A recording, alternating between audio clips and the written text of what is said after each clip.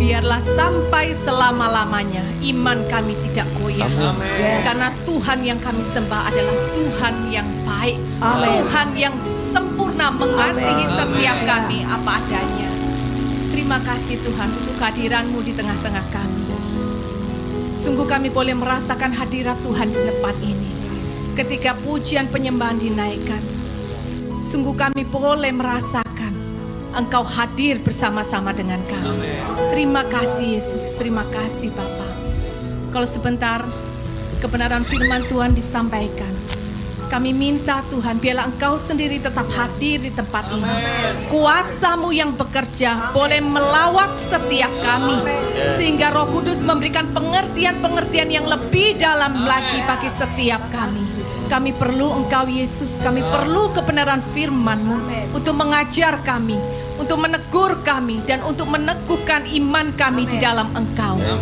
Biarlah kami menyiapkan waktu hati kami yang terbaik saat ini, agar kebenaran firman Tuhan, pesan Tuhan yang disampaikan tidak berlalu dengan sia-sia, tetapi kami memperoleh kekuatan dan boleh kami lakukan di dalam kehidupan kami, membuat kami semakin semangat mengikut Tuhan.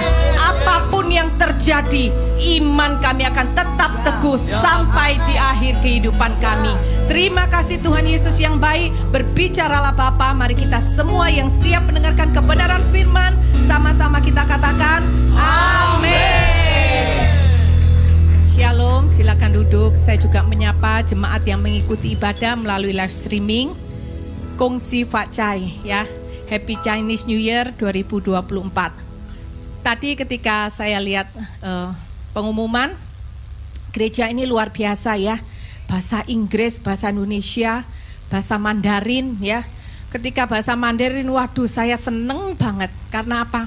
Wopuk mingpai. Itu aja yang saya bisa ya. Dan ketika tadi lihat pengumuman-pengumuman kegiatan-kegiatan gereja, semuanya cuman senyum-senyum gitu ya. Tapi ketika tadi nongol foto makanan, langsung semua bilang gitu ya. Mungkin saudara lapar di tempat ini, tapi tahan, jangan pulang duluan, amin. Kita saat ini mau belajar bersama sebagian dari kebenaran firman ya. Tadi kalau saya lihat di pengumuman baik pengerja, semua jemaat, sungguh wajahnya itu bersuka cita. Sampai saya yang tidak ikut serta, saya yang lihat aja saya juga merasakan sukacita, bahagia sekali ya. Di situ kita melihat saudara, bahwa kita di dalam hidup ini, kita semua ingin bahagia, betul? Siapa yang tidak ingin bahagia? Ada di tempat ini?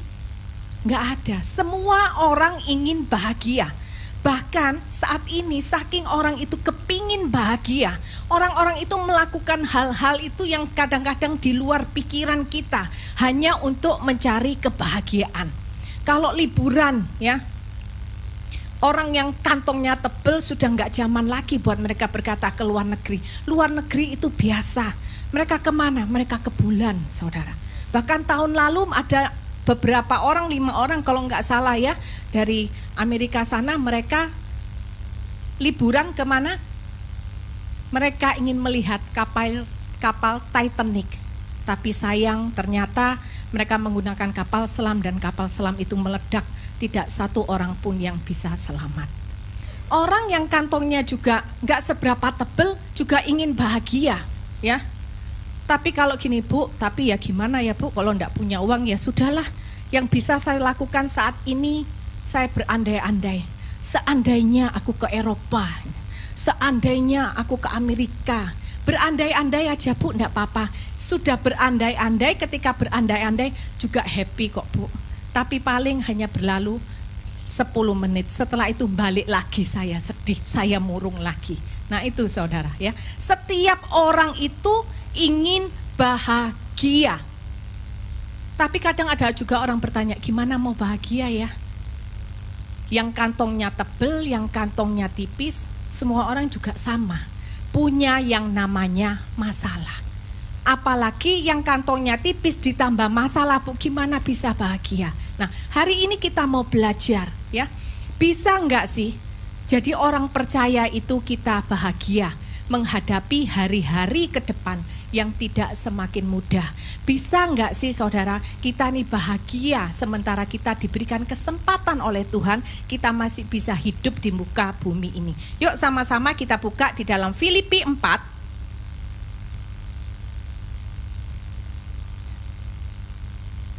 Filipi 4 ayat yang keempat.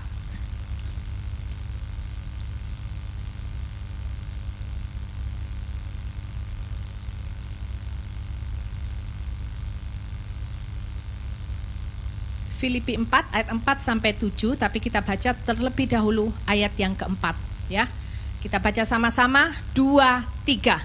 Bersukacitalah senantiasa dalam Tuhan. Sekali lagi kukatakan bersukacitalah. Nah saudara, di dalam firman Tuhan dikatakan bersukacitalah. Sekarang kita belajar dulu apa sih saudara bedanya bahagia dan sukacita. Bahagia itu adalah perasaan senang, perasaan hati yang riang ketika apa yang kita harapkan itu terjadi ya. Misalkan waduh saya kepingin liburan ke Milan misalkan, wah ternyata terjadi, wah senangnya luar biasa gitu ya. Ketika menyambut seorang kelahiran anak, seorang cucu yang lahir, wah bahagianya luar biasa karena apa yang kita inginkan bisa kita dapatkan saudara ya. Dan bahkan dunia ini saat ini mengajarkan kalau engkau ingin menjadi orang yang bahagia, engkau harus punya uang yang banyak.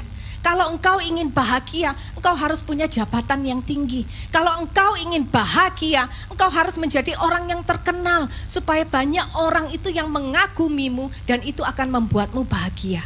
Tapi tahukah saudara, apa yang dunia ajarkan, persepsi tentang kebahagiaan itu terus-menerus berubah seiring dengan bertambahnya zaman dan akan terus semakin hari standarnya itu semakin tinggi. Kalau dulu mungkin 30 tahun yang lalu, 40 tahun yang lalu orang liburan tidak perlu ke luar negeri, hanya kumpul dengan keluarga, hanya keluar kota, sambang kepada sanak saudara yang ada di luar kota, happy-nya sudah minta ampun ya. Tapi kalau sekarang bilang, aduh Bu, liburan kemana? Ke Mojokerto. Hais, itu bukan liburan Bu, itu cuman bikin capek. Liburan itu harus ke luar negeri, betul? Itu yang dunia ajarkan. Tetapi mari kita belajar dari apa kata Tuhan ya. Di firman Tuhan ini dikatakan bukan hanya berbahagialah senantiasa, tidak, tetapi dikatakan bersukacitalah senantiasa. Sukacita itu apa? Sukacita itu adalah saudara keadaan hati yang riang, yang tidak terpancang dengan keadaan yang baik atau buruk.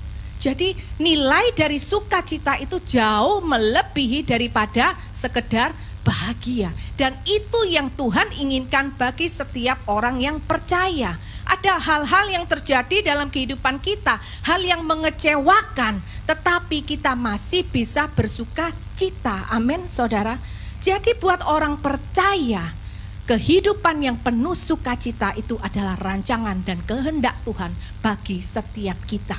Karena sukacita tidak bergantung kepada keadaan. Sukacita tidak bergantung dengan apa yang kita harapkan itu terjadi atau tidak. Sukacita itu tidak bergantung apakah pasanganmu sampai hari ini mengasihimu. Sukacita tidak terpancang pada apakah anakmu menjadi anak yang berbakti atau tidak.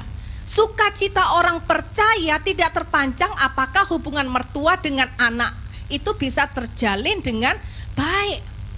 Tetapi sukacita bagi orang percaya adalah keadaan hati yang meluap dengan ucapan syukur.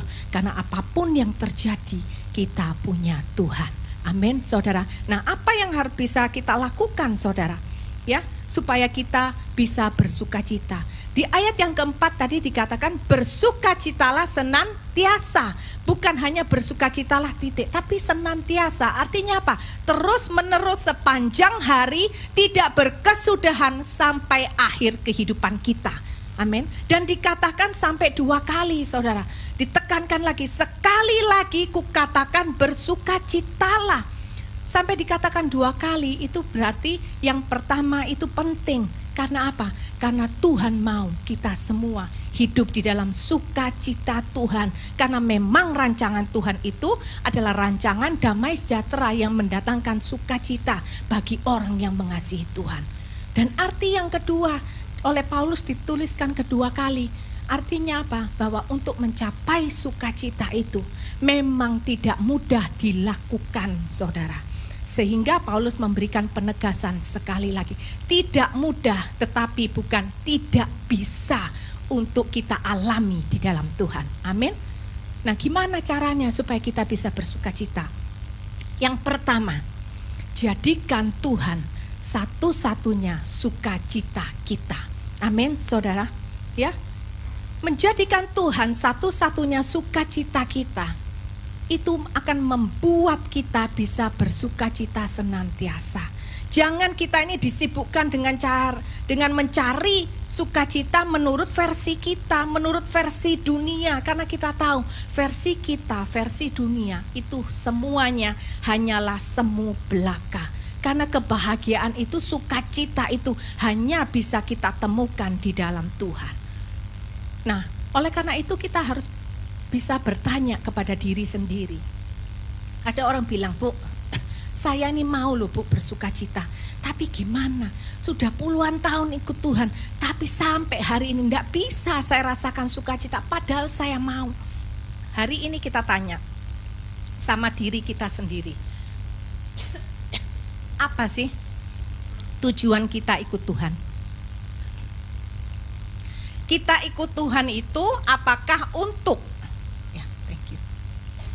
Apakah untuk supaya doa-doa kita itu dikabulkan, ataukah kita ikut Tuhan karena kita mau mempersembahkan hidup kita kepada Tuhan, karena Tuhan sudah terlebih dahulu mati buat kita di atas kayu salib. Sebentar ya, enggak boleh ngiri, saya minum dulu.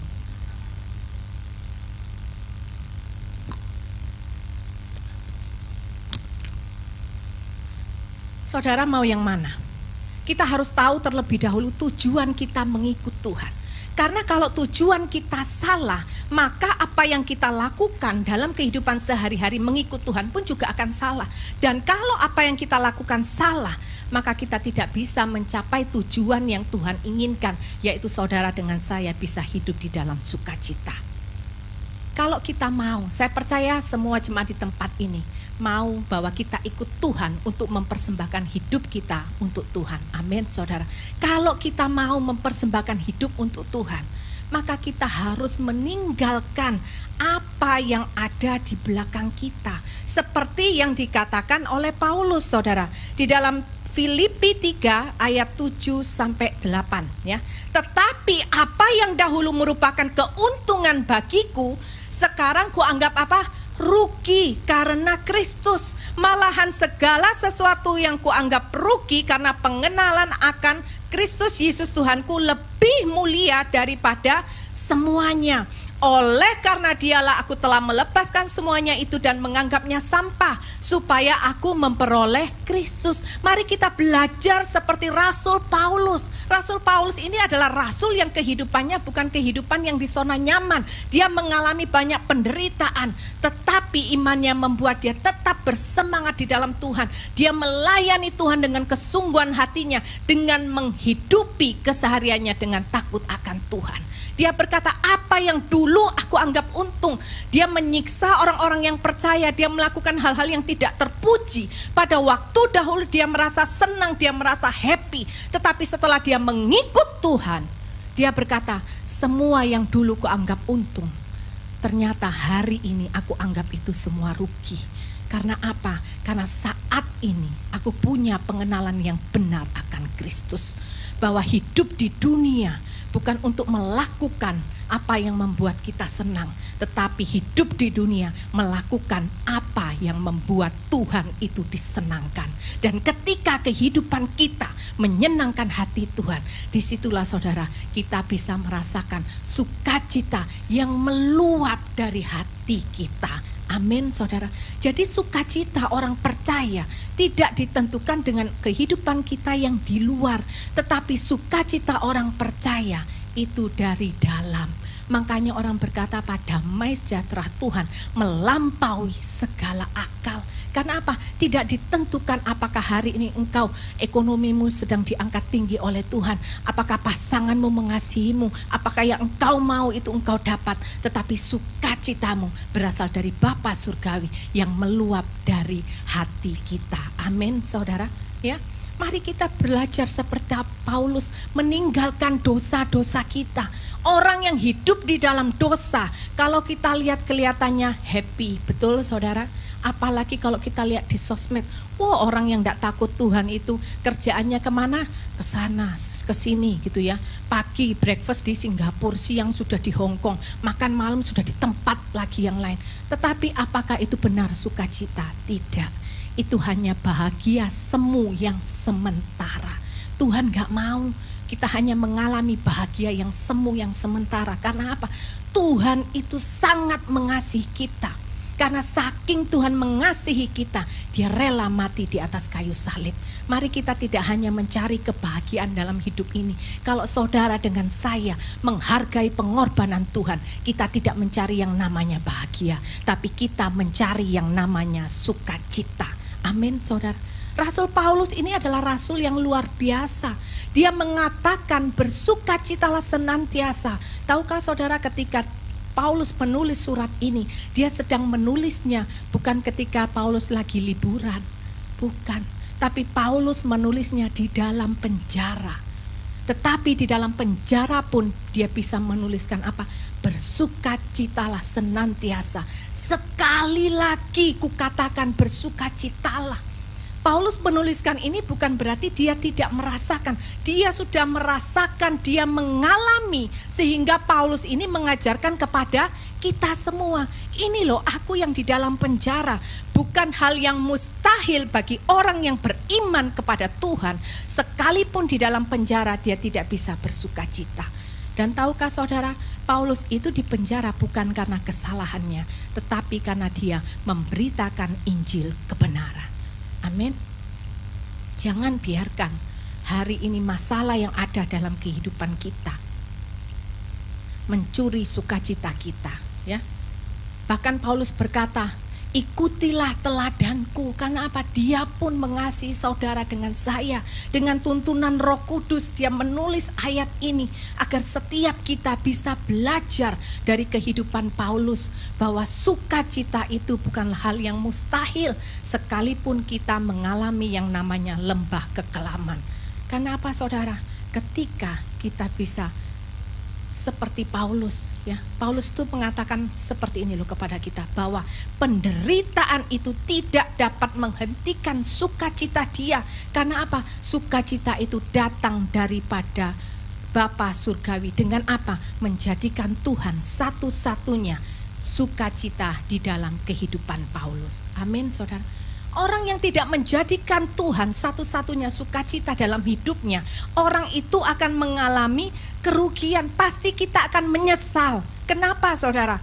Kalau kita mengandalkan sukacita kita itu dari suami, dari pasangan, dari istri, percayalah manusia itu berubah. Amin. Sekalipun mungkin, enggak bu, pasanganku itu waduh, ini tuh cinta aku tuh pol-polan. Tapi coba saya tanya, punya nggak dia punya sifat yang jelek? Ada di sini punya pasangan yang nggak punya kekurangan? Gak ada. Semua manusia punya kekurangan. Mungkin yang kemarin waduh pacaran, cinta-cintaan mau kemana barengan, apalagi kalau baru married ya, gandengan tangan kemana-mana digandeng. Hati-hati ya sayang, awas jatuh gitu ya. Kalau sudah 5 tahun glodak, matamu tuh taruh di mana gitu ya. Nanti kalau sudah jatuh, aduh sakit, kenapa? Lupa, makanya tala jalan itu hati-hati. Nggak usah gaya-gaya pakai high heel. Lihat ini, kalau sudah jatuh ke dokter, uang berapa lagi yang dikeluarkan? Loh ya, yang senyum-senyum pasti pernah punya pengalaman. Kita mengandalkan sukacita kepada anak-anak. Ingatlah saudara, bahwa anak-anak kita satu hari kelak mereka pun juga akan berkeluarga. Mereka akan meninggalkan kita, mereka akan punya kehidupan sendiri. Kita mengandalkan apa? Ekonomi, pekerjaan kita mungkin hari ini diberkati Tuhan luar biasa. Tapi ingatlah, ekonomi tidak bisa kita pegang karena segala sesuatu pun juga berubah. Kemarin ketika kita mengalami COVID, semua perusahaan terjun bebas. Itu saudara, tidak bisa kita andalkan. Semuanya bisa berubah. Hanya Tuhan satu-satunya yang tidak berubah, yang bisa kita percaya, yang bisa kita andalkan. Karena Tuhan yang kita sembah adalah Tuhan yang tidak berubah dari dulu, sekarang, sampai selama-lamanya. Amin, saudara. Ya, coba saya tanya, kalau misalkan ada suami, kalau yang di samping istrinya itu suaminya cemberut terus gitu ya. Ada istri nih di samping tapi cemberut terus. Kalau ditanya, "Pap, mau makan enggak?" Enggak, cemberut. Kira-kira istrinya itu happy enggak? Istrinya happy enggak? Langsung bilang, "Tak tonyor loh Pak," katanya gitu ya. Enggak seneng. Istrinya bilang gini, "Aduh papa, kamu tuh ya kalau sama aku cemberut aja, sedih aja terus. Ketawamu itu loh Pak, kok pelit banget, sepelit dompetmu," gitu. Tapi kalau kamu sudah sama temen-temenmu, wah ketawanya happy banget. Sampai jadi istri itu minder. Apa yang kurang gitu ya. Siapa yang ada bersama dengan kita saudara dalam kehidupan kita sehari-hari? Bukankah Tuhan sudah memberikan penolong, yaitu Roh Kudus yang selalu ada bersama dengan kita. Roh Kudus yang ada di dalam diri orang percaya yang sangat dikasihi Tuhan. Mengapa hari-hari ketika kita mengalami masalah kita tidak bisa bersuka cita? Kalau kita tahu ada Roh Kudus, kita menghadapi apapun dalam kehidupan kita. Badai sekelam apapun, badai sebesar apapun, seharusnya sukacita itu tidak akan pernah pergi di dalam kehidupan kita. Amin, saudara. Tuhan Yesus itu selalu ada loh bersama dengan kita. Belajar, saya pun juga belajar ketika menghadapi masalah yang tidak mudah, menguras tenaga pikiran kita, tetapi kita boleh katakan kepada diri kita untuk mengingatkan kita, aku mau setia taat sampai akhir dalam kehidupanku, karena aku tahu selagi aku punya Yesus, sekalipun semuanya itu tidak aku miliki, sekalipun setiap orang meninggalkan aku, yang penting ada Yesus dalam hidupku, maka aku akan baik-baik saja. Amin, saudara ya. Yuk kita harus punya iman yang seperti itu, saudara ya. Orang itu kalau lagi jatuh cinta, waduh, mau makan apa? Enggak apa-apa. Aduh ma, sorry ya, sekarang lagi seret ini ekonomi, papa cuman bawa uang 10.000. Maaf ya ma, mau makan apa? Enggak bisa makan loh ma. Mamanya bilang istrinya, aduh suamiku wote laukong, don't worry, be happy gitu ya. Asal ada engkau dalam hidupku, makan nasi sama garam akan kujalani. Rasanya lesat banget gitu. Oh, yang berkata, "Hais," gitu ya, itu pasti dulu mungkin pernah mengalami. Ya saudara, karena apa? Kenapa kok istrinya mau bela-belain makan nasi dan garam? Karena dia cinta sama suaminya. Karena ada kasih bagi suaminya. Betul saudara? Kalau kita punya kasih, ini bapak-bapak yang amin tolong perhatikan ya istrinya. Mungkin bapak-bapak yang berkata amin, dia sudah tidak merasa dicintai lagi oleh istrinya. Mungkin istrinya bilang pak kurang, nah bertobat, amin. Tapi saya percaya enggak ada di tempat ini ya, adanya di luar sana. Enggak ada yang ngaku di tempat ini, oke? Kasih dan cinta itu menjadi kekuatan bagi mereka. Begitu pula dengan kita. Kalau kita mengasihi Tuhan, maka kasih Tuhan itulah yang menjadi kekuatan bagi setiap kita. Amin, saudara ya. Orang yang tinggal di dalam kasih Tuhan itu akan merasa aman. Di dalam Yohanes 15 ayat 9, coba kita baca ya. Yohanes 15 ayat yang ke-9. Seperti Bapa telah mengasihi aku, demikianlah juga aku mengasihi kamu. Tinggallah di dalam kasihku itu. Jikalau kamu menuruti perintahku, kamu akan tinggal di dalam kasihku seperti aku menuruti Bapakku dan tinggal di dalam kasihnya. Ayat 11 kita baca sama-sama. Semuanya itu kukatakan kepadamu supaya sukacitaku ada di dalam kamu dan sukacitamu menjadi penuh. Lihat saudara, orang yang tinggal di dalam Tuhan dan Tuhan ada di dalam dia. Orang yang tinggal di dalam kasih Tuhan. Firman Tuhan mengatakan apa? Sukacitanya itu penuh. Kalau kita merasa bahwa mengalami sendiri yang namanya kasih Tuhan dalam kehidupan kita, dan kita pun juga mengasihi Tuhan, maka apapun yang terjadi, sukacita itu tidak bisa dicuri dari kehidupan kita. Amin, saudara. Ya, ada seorang yang buta, saudara ya. Dia sangat terkenal sekali di sosmed. Sehari-hari dia bukan cuma buta, tetapi sekujur tubuhnya itu bersisik, itu keras, warnanya putih.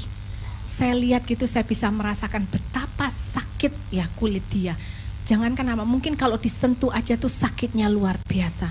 Tapi saudara tahu apa yang sehari-hari dia lakukan?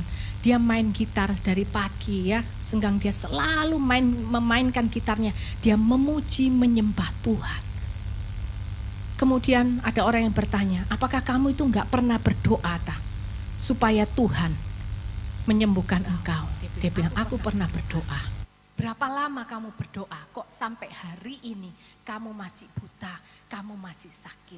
Dia bilang, saya berdoa, saya tidak perlu berdoa lama-lama. Karena saya percaya, saya doa satu kali aja, Tuhan itu sudah mendengar, Tuhan itu sudah tahu.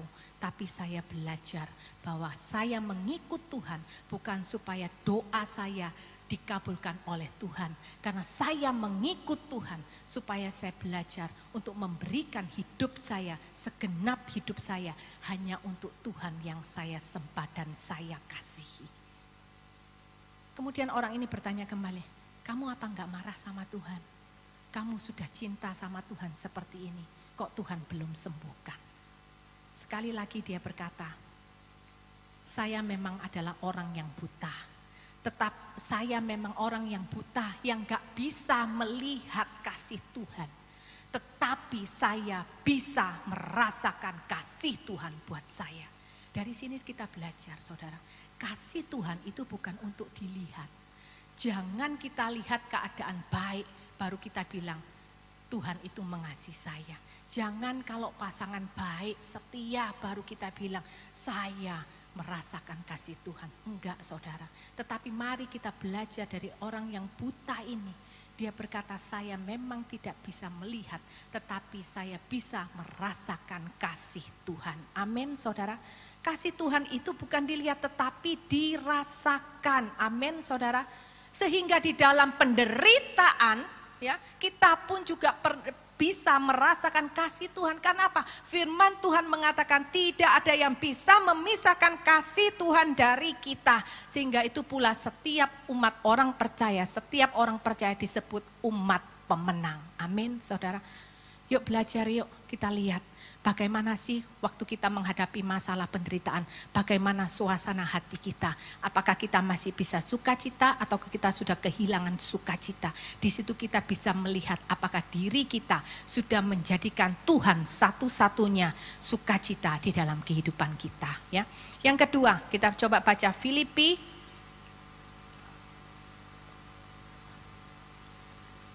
Kita lanjutkan, Filipi 4 ayat yang kelima. Hendaklah kebaikan hatimu diketahui semua orang, Tuhan sudah dekat. Ya, gaya hidup yang mendatangkan sukacita bagi kita. Yang kedua adalah apa?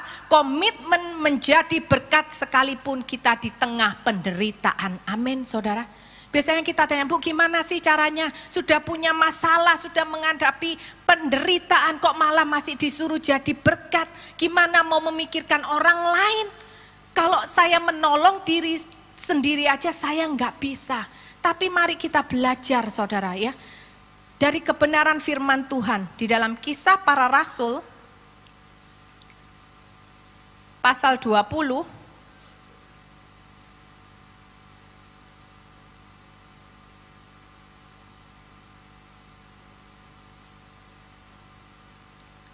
ayat yang ke-19.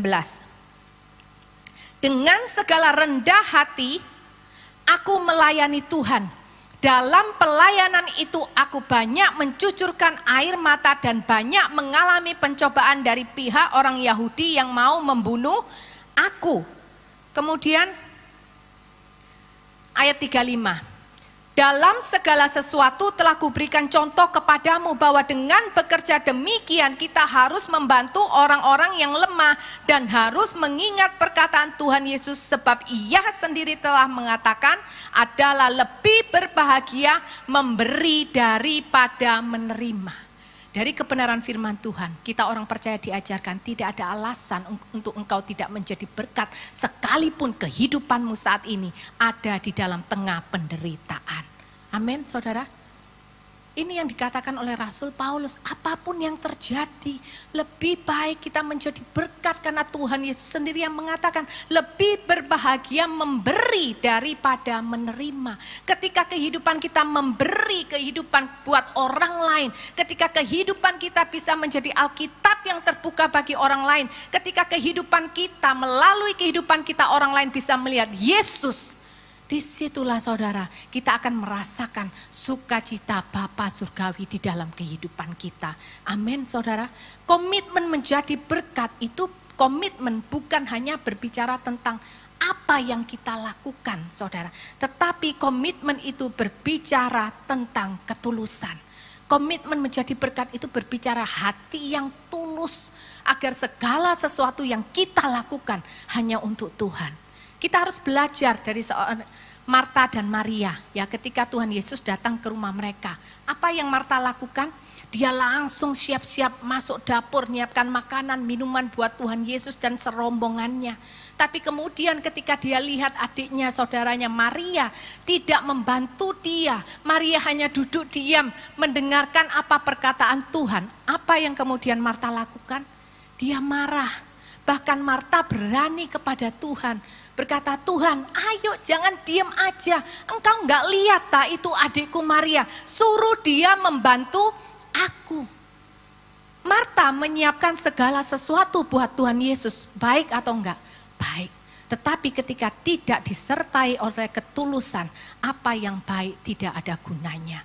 Mari kita belajar melakukan segala sesuatu itu dengan benar. Karena apa yang baik belum tentu benar, tapi apa yang benar sudah pasti baik. Komitmen menjadi berkat itu bukan hanya tentang kegiatan apa yang kita lakukan, tetapi terlebih dahulu mari kita persiapkan hati kita. Karena menjadi berkat tanpa ketulusan tidak ada artinya. Dan buat Tuhan itu semuanya sia-sia.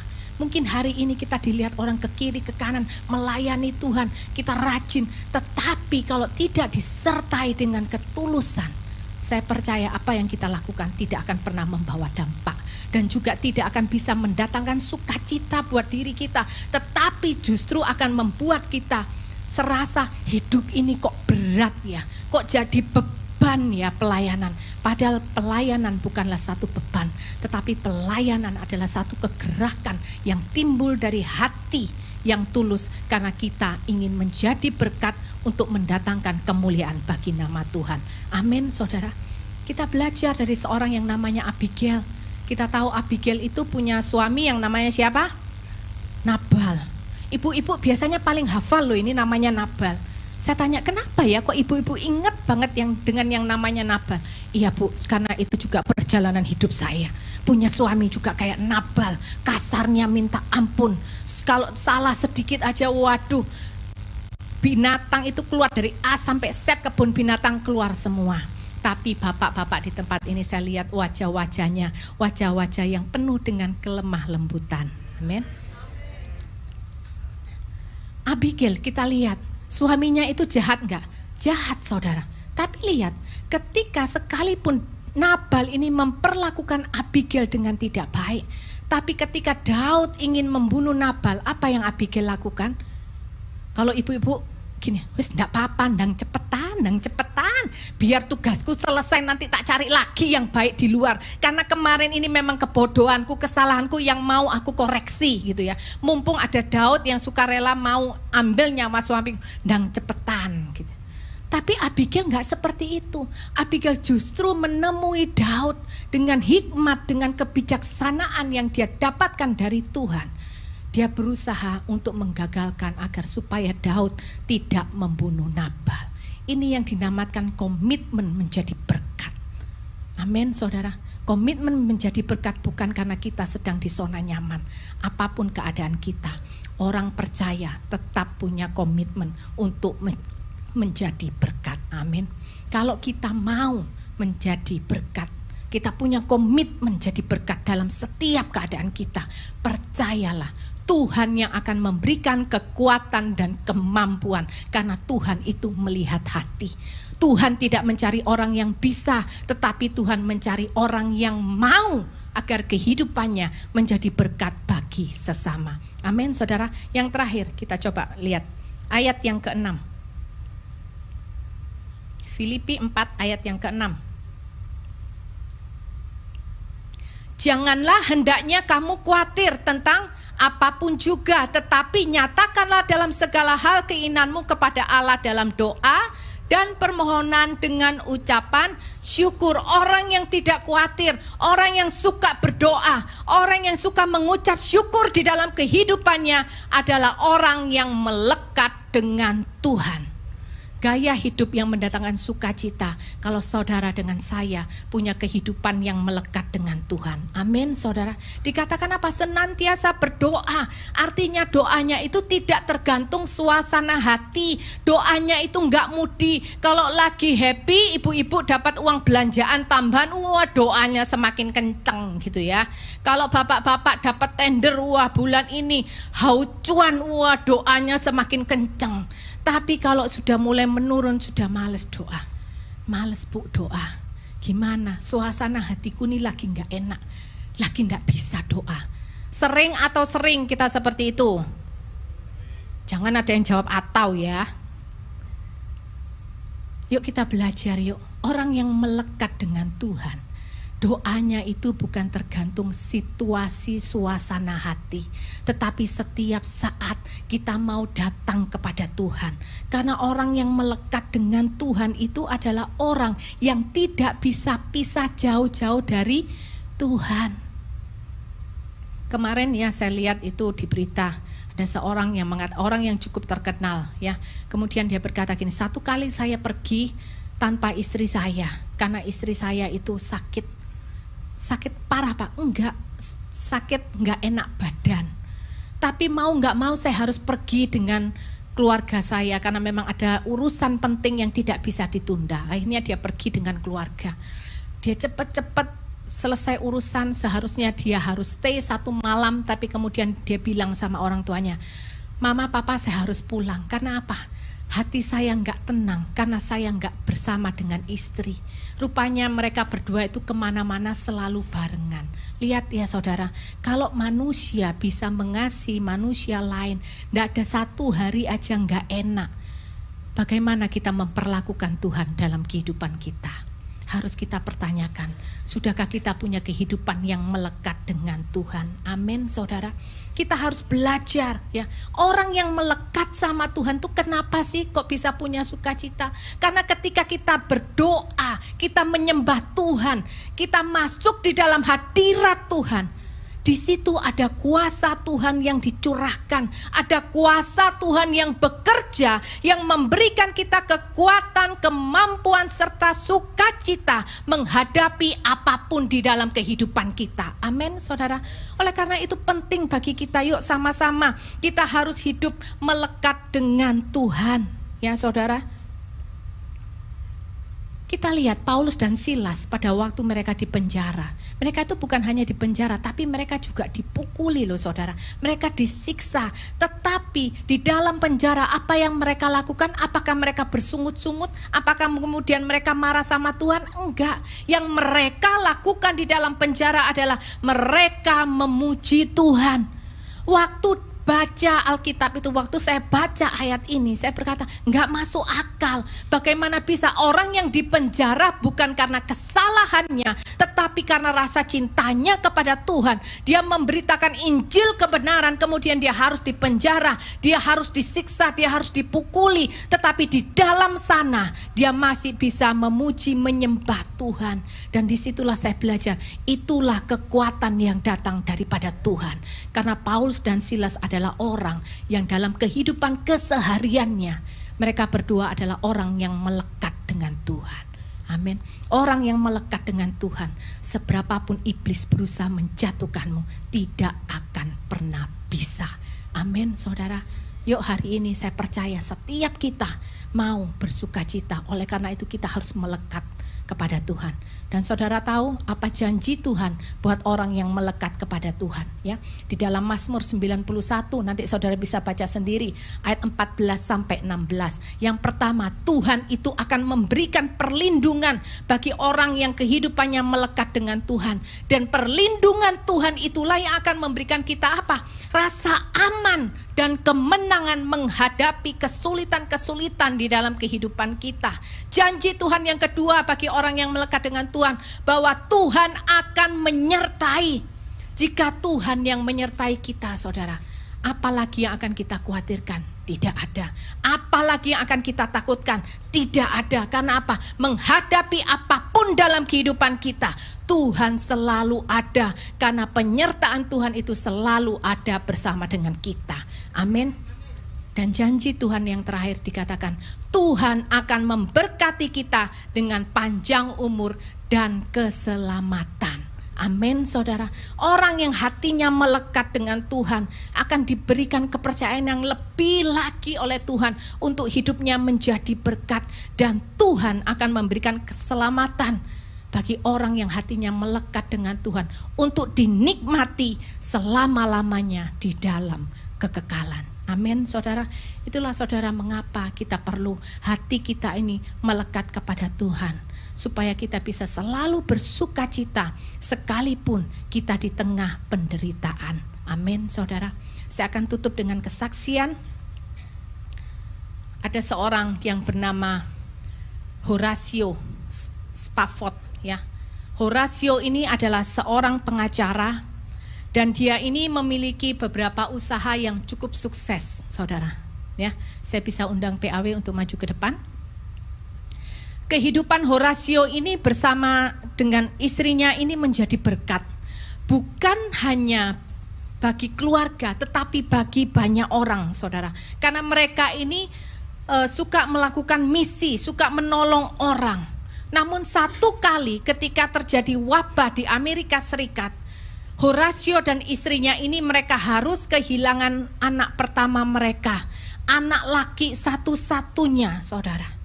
Betapa sedihnya, ya. Mereka harus kehilangan anak laki-laki remaja mereka. Tapi kemudian 1 tahun kemudian terjadi kebakaran besar yang melanda Chicago. Kompleks perusahaan yang dimiliki oleh Horatio ini terbakar habis dan dia mengalami kebangkrutan. Tetapi beberapa saat kemudian ekonominya ini mulai membaik. Dan Horatio bersama istrinya melakukan kembali ya yang namanya misi menolong orang.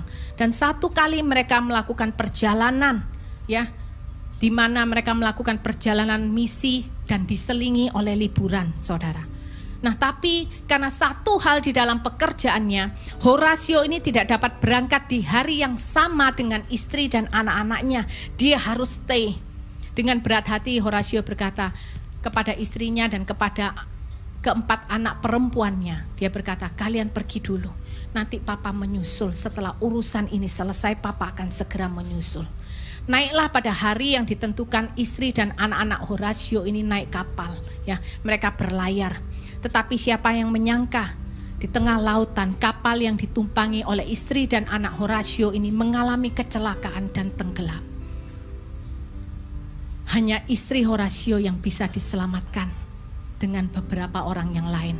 Tetapi keempat anak gadis dari Horatio semuanya meninggal. Istrinya mengirimkan kabar dengan berat hati. aku memberitahukan, hanya aku yang diselamatkan. Kemudian Horatio mendengar kabar ini, dia langsung bertolak ke tempat di mana istri dan anaknya itu ingin pergi. Dan di dalam perjalanan dia pun juga harus naik kapal, saudara. Dan di tengah perjalanan kemudian kapten itu memberitahukan kepada Horatio, di sini lo letaknya ketika kecelakaan itu terjadi. Dan sepanjang perjalanan Horatio merenung apa yang terjadi di dalam hidupnya. Tetapi ketika dia melewati lautan itu, dia berhasil untuk membuat satu karangan lagu dengan judul It Is Well With My Soul. Dengan liriknya dia berkata, kendati hidupku tentram dan senang ataupun penuh derita, Engkau ya Tuhan mengajarku untuk bersaksi tegas. Selamatlah jiwaku, selamatlah jiwaku, selamatlah, selamatlah jiwaku. Amin saudara. Lihat saudara, di tengah penderitaan, imannya itu tidak goyah, sukacitanya tidak hilang. Dia bisa menuliskan sebuah lagu yang luar biasa yang memberkati, bukan hanya memberkati orang percaya di Amerika, tetapi di seluruh dunia. Dia berkata, sekalipun aku harus kehilangan kelima anakku dalam hidupku, tetapi Tuhan mengajarkan kepadaku, selamatlah jiwaku. Mengapa dia bisa selamat?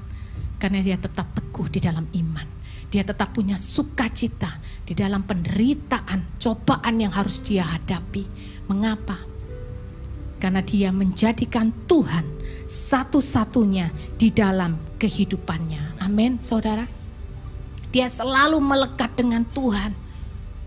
Bahkan ketika dia sudah berjumpa dengan istrinya, tidak menghentikan langkah Horatio dan istrinya untuk tetap melayani Tuhan. Mereka giat di dalam misi sampai akhir kehidupan mereka.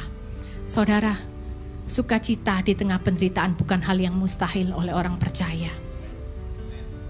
Ketika tokoh-tokoh di dalam Alkitab, mereka pun sudah mengalami, Horatio sudah mengalami. Saat ini, biarkan sukacita itu menjadi bagian di dalam kehidupan kita yang bisa kita rasakan. Jadikan Tuhan satu-satunya sukacita dalam kehidupan kita. Milikilah komitmen untuk kita menjadi berkat sekalipun di tengah penderitaan, saudara. Dan belajarlah untuk selalu melekat dengan Tuhan. Maka percayalah,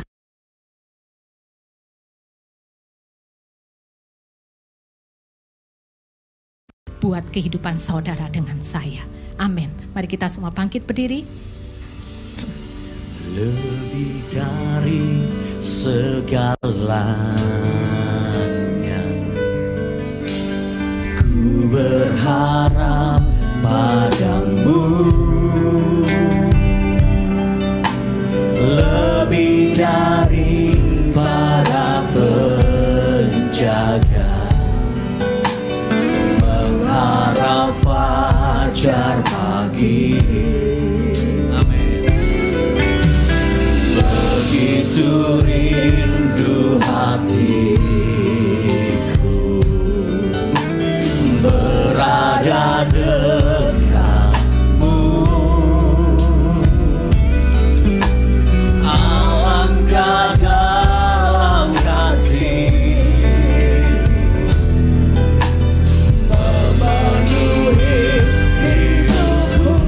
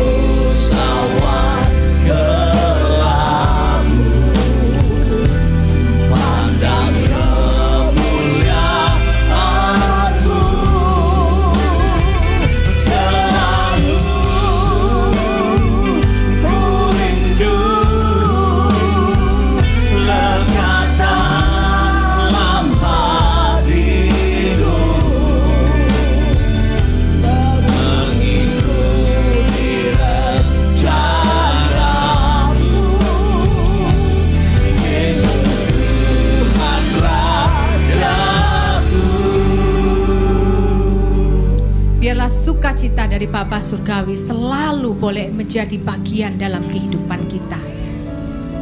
Tuhan, Terima kasih untuk kebenaran firman-Mu. Melalui Paulus, melalui kesaksian daripada Abigail, dari Horatio, kami mau belajar. Dan terlebih lagi, kami mau belajar dari Engkau sendiri ya Bapa. Ajarkan kami untuk kami selalu menjadikan Tuhan satu-satunya sukacita dalam kehidupan kami. Ajar kami Tuhan untuk kami punya komitmen menjadi berkat, sekalipun kami di tengah penderitaan, karena kami tahu bahwa hidup kami adalah milik Tuhan. Hidup kami berbicara tentang Tuhan. Hidup kami hanya untuk melakukan apa yang Tuhan mau dalam kehidupan kami. Biarlah sampai akhir kehidupan kami, Tuhan boleh melihat kehidupan kami menyenangkan hati Tuhan, sehingga perkenanan Tuhan itu selalu dicurahkan di dalam kehidupan kami, mulai hari ini sampai selama-lamanya. Kami juga mau Tuhan untuk melekat kepada Engkau. Ingatkan kami selalu Tuhan, untuk memperlakukan Tuhan dengan hormat, untuk menghargai karya keselamatan Yesus di atas kayu salib. Kami tidak mau berdoa hanya ketika hati kami senang, tetapi apapun dalam kehidupan kami, hati kami akan selalu melekat kepada Engkau ya Bapa. Karena tidak ada satupun yang baik di dalam dunia ini, hanya Engkau sendiri saja. Terima kasih Yesus, terima kasih untuk kebenaran firman-Mu. Roh Kudus, hamba-Mu terbatas, tetapi kuasa Roh Kudus tidak terbatas.